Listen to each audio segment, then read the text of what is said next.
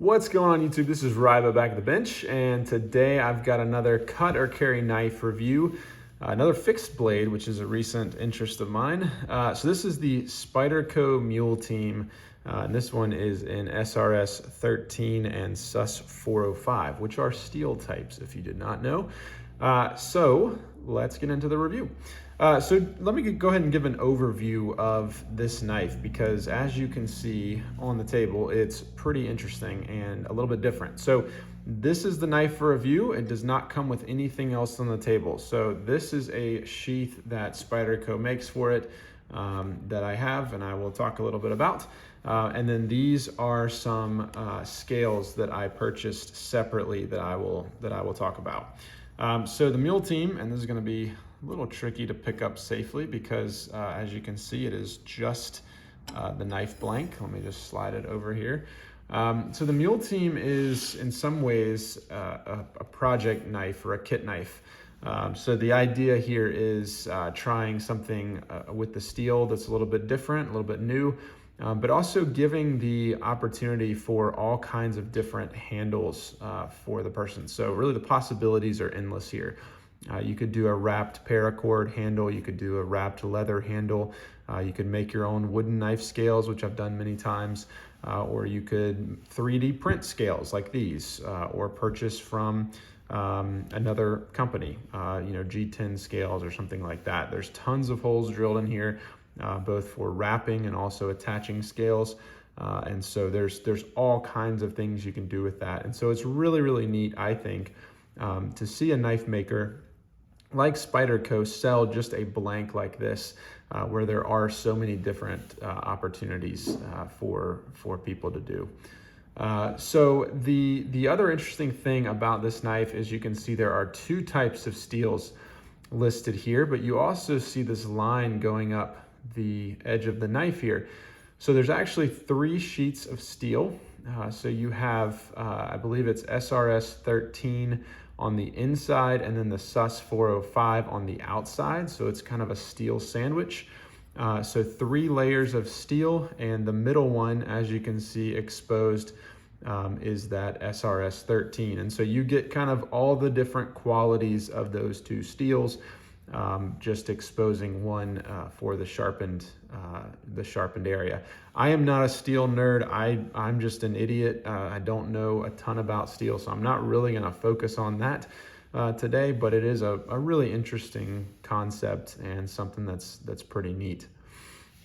Let me talk about the scales and add-ons, and I guess I'll start with the sheath for a minute. So like I said, this is a leather sheath that is sold by Spyderco for this knife, but it doesn't come with it. I think these are about 30 bucks. But a nice leather sheath. Spyderco, I think, particularly always does very well with their add-ons and different things. I've had various sheaths and different things, and I think typically they do a pretty good job. But this is a very robust, very, very thick leather sheath, a classic kind of belt loop style. Overall, really, really good sheath here. And then these scales are something that I found on Etsy of all places. So most people with the Mule team, if they want scales, they use, I believe they're the Halpern titanium scales. So they are, the company is, I believe, called Halpern Titanium, I think. They make G10 and maybe even Canvas micarta, I can't remember, scales that are really nice and rounded and look really great. I think get generally very, very good reviews. And a lot of people run those on these, and I think they look really, really good. I wanted to show something just a little bit different, really, because for this video I wanted to highlight just how many different options and opportunities there are out for the Mule team. So these scales I purchased from a guy on Etsy, and I will link him below, Elijah Sontag Designs, and so he just 3D prints these. So I believe they're nylon. He has lots of different color options and stuff. And they're really, really inexpensive. I think he's just 3D printing these from his house. They've got some good texture on here. And like I said, lots of different color options. He ships with all the hardware you need to install them. And like I said, really, really inexpensive. And so I thought about leaving them on because I have mounted and used them, and I'll throw a picture up on the website of me using these scales with the knife. But I did want to just kind of show off how it comes out of the box and what you can do. So really, really neat. You can just think about all the different opportunities for different makers and people to make their own scales. So really, really cool.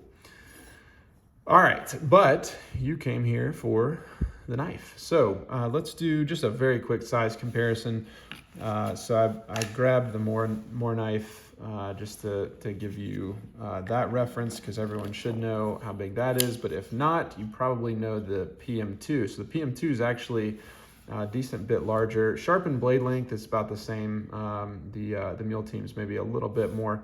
PM2 definitely larger handle there.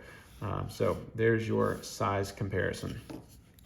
All right, let's get this back in the sheath and get on with this. So let me see if I can pick it up this time without, there we go.